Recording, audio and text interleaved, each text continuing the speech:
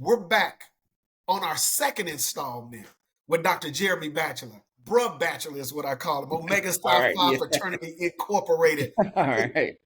Bruh Batchelor, we had the opportunity, man, for you to really talk about some of those great things that are going on in Youngstown, man. Some of those future focused things. But now the question is, to all those superintendents out there that, man, have been in their system and really are looking at those next steps, man, how do you come together? How do you build this? What are some challenges that you've seen? What are some successes that you've seen as the visionary and the leader of a school district? We have to understand, folks, being a superintendent, that is not an easy job, right? I mean, you've got to be the visionary, and then you got to make sure you keep all the people in the right places and then give them that level of support. So, Dr. Batchelor, talk to the community, talk to our future focus community about how have you built or have begun to build those future focus strategies and initiatives, challenges that you've had, brother, and then maybe some successes. All right. So first and foremost, I appreciate the love, and I am all but dissertation. So it's still Jared. It's Mr. right now, but I'm motivated to get this done. I just found out my youngest son is going to go straight through and get his master's at Youngstown State on a graduate assistantship. So he's issued a challenge to me that we need to finish at the same time and graduate together next year. Oh, that's big time, bro. I'm working on that. All right. That's big time. All right.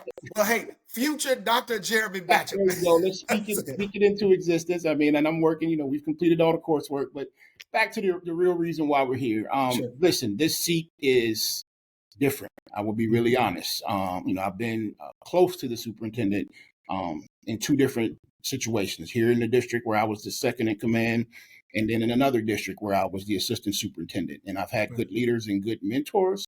And I knew that, I know how to operate a district, but there's a little difference in being the number two and being the number one.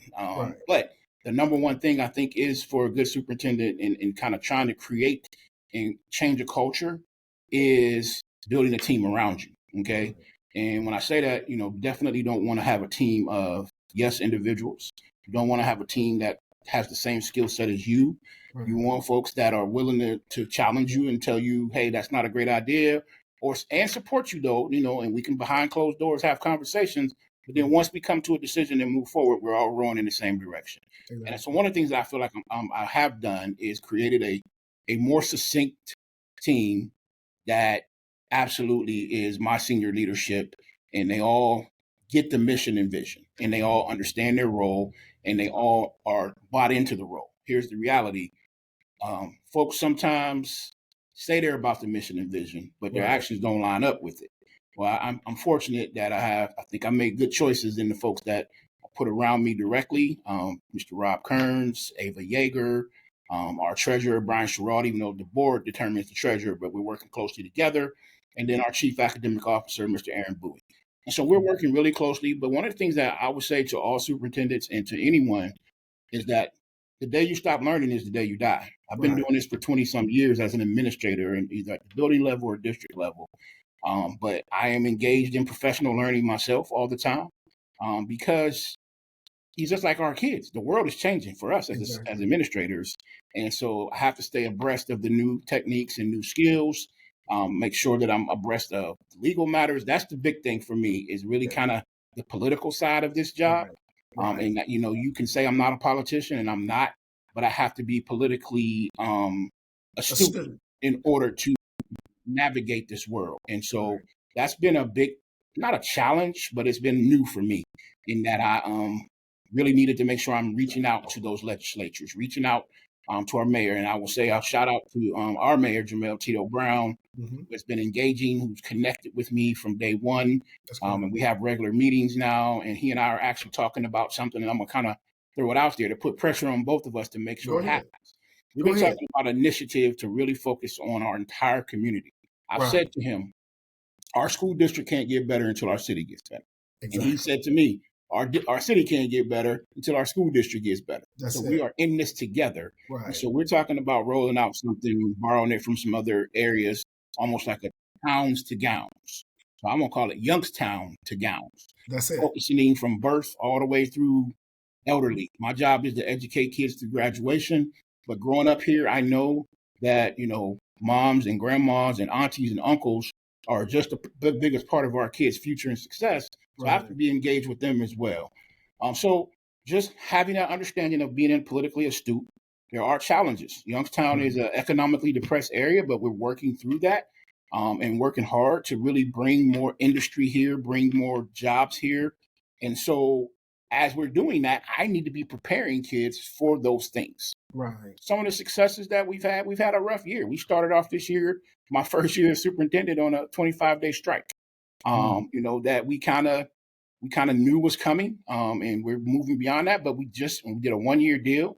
But I'm proud to say that when we came back to the table, we negotiated a new contract for 2 years in 2 days. Wow. So we've healed, we've moved beyond, and now it's time for us to really just keep doing the work together with our teachers and our classified staff. And so we're trying to do things to really engage our community, though. So just like with kids, we want to be engaging, we have to be engaging with our community as well. Definitely. So we're doing some things where we're communicating through different modes and communication tools. I started a podcast myself called Belly Left Leadership that is really positive and powerful right now. Right. We're bringing guests on, and we're talking about leadership, but we're also talking about all the things that are going on in the community. So I had the mayor on. I had our teacher of the year on last week, and she said something that, you mentioned earlier. She talked about, she's a teacher. She teaches science, but she teaches kids. She teaches skills, not necessarily content. Right. So just really focusing and getting people's mindsets to be of that level, that we are here to teach skills. We are here to create an environment that is going to enhance not only our school district, but our entire community. That's what we're about. And so while we've had some challenges this year, I'm re-energized and reinvigorated and ready to kind of take the next step as we prepare for all of our graduations and commencements. That's the exciting part. And then now we are also 1.5 feet into next year as well, really preparing for the next steps. That's it, brother. Hey, there are a couple patterns just listening to you, man. I think you said the word we maybe 50 times, man. Okay. Collaboration, the word collaborating. We are going through this journey together, man. Also how we're working together. Also building a team that's not a yes team. I'm not the king. I'm just one piece of a hand, and we got to work together to make sure that we're successful, right?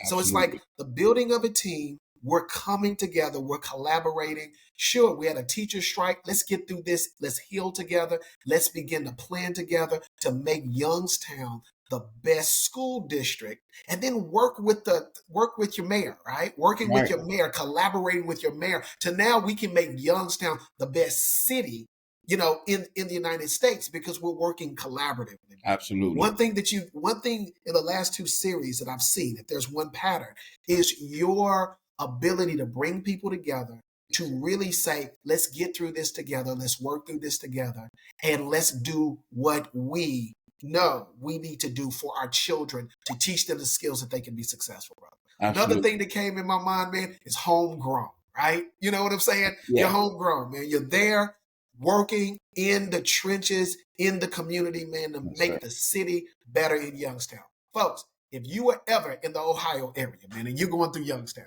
first you got to knock on this man's door, right? Because he's a man of Omega Psi Phi, so he's going to treat you nice, right? Absolutely. You got to go over to his career center, man. The career center is on another level. I'm talking about overly impressive, man. Then you got an early college not far from the central office, right? I remember that. Early college is right in the same office as my office. That's it. Early college. You got the early college right there. You thought I forgot. I got the early college right there, man. So you got the early college, you got the high school. Man, Jeremy and his team are doing some amazing work.